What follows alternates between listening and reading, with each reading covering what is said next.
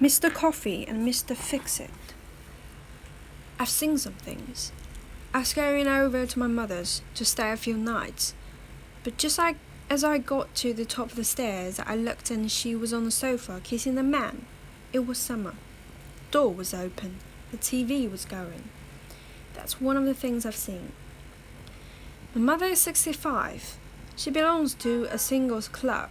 Even so, it was hard. I stood with my hand on a railing and I watched as the man kissed her. She was kissing him back, and the TV was going. Things are better now, but back in those days when my mother was putting out, I was out of work. My kids were crazy, and my wife was crazy. She was putting out too. The guy that was getting it was an unemployed aerospace engineer she'd met at AA. He was also crazy. His name was Ross, and he had 6 kids. He walked with a limp from the gunshot wound his first wife gave him. I don't know what we were thinking of in those days. This guy's second wife had come and gone, but it was his first wife who had shot him for not meeting his payments. I wish him well now. Rose, what's her name? But it was different then. In those days, I mentioned weapons. I'd say to my wife, I think I'll get a Smith and Wesson. But I never did it. Ross was a little guy, but not too little. He had a moustache and always wore a button-up sweater. His one wife jailed him once. The second one did. I found out from my daughter that my wife wouldn't bail. My daughter Melody didn't like it any better than I did about the bail. It wasn't that Melody was looking out for me. She wasn't looking out for either one of us, her mother or me neither. It was just that there was a serious cash thing, and if some of it went to Ross, there'd be that much less for Melody, so Ross was on Melody's list. Also, she didn't like his kids, and he's having so many of them. But in general, Melody said Ross was alright. He'd even told her fortune once. This Ross guy spent his time repairing things now that he had no regular job but had seen his house from the outside. It was a mess. Junk all around, 2 Bassett's Plymouth in the yard. In the first stages of the thing they had going, my wife claimed the guy collected antique cars. Those were her words, antique cars. But they were just clunkers. I had his number, Mr. Fixit. But we had things in common, Ross and me, which was more than just the same woman. For example, he couldn't fix the TV when it went crazy and we lost the picture.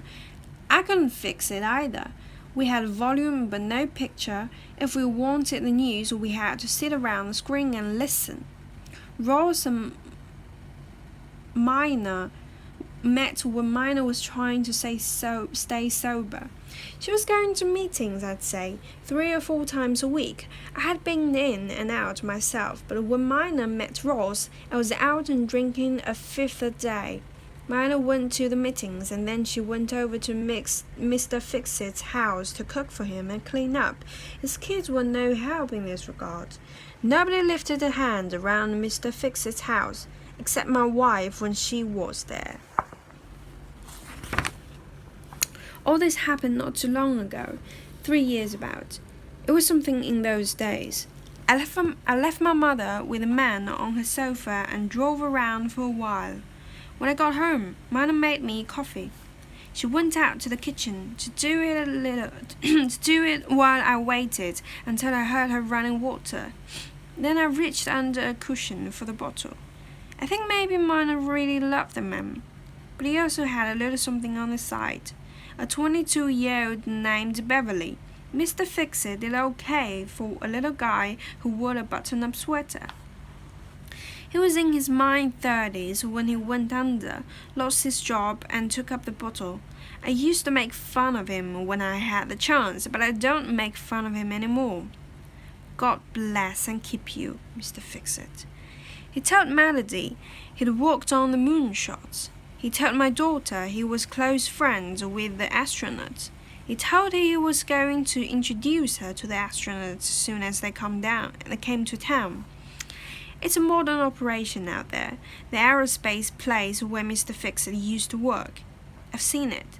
Cafeteria lines, executive dining rooms, and the like Mr. Coffees in every office. Mr. Coffee and Mr. Fixit.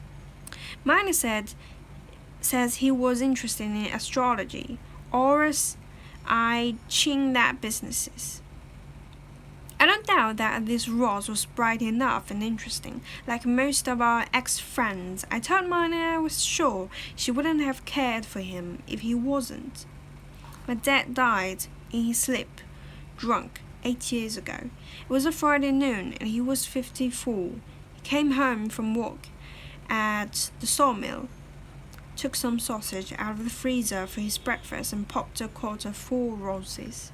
My mother was there at the same kitchen table. She was trying to write a letter to her sister in Little Rock. Finally, my dad got up and went to bed. My mother said he never said good night, but it was morning, of course. Honey, I said to Mana the night she came home, let's hug a while and then you fix us a real nice supper. Mana said, wash your hands.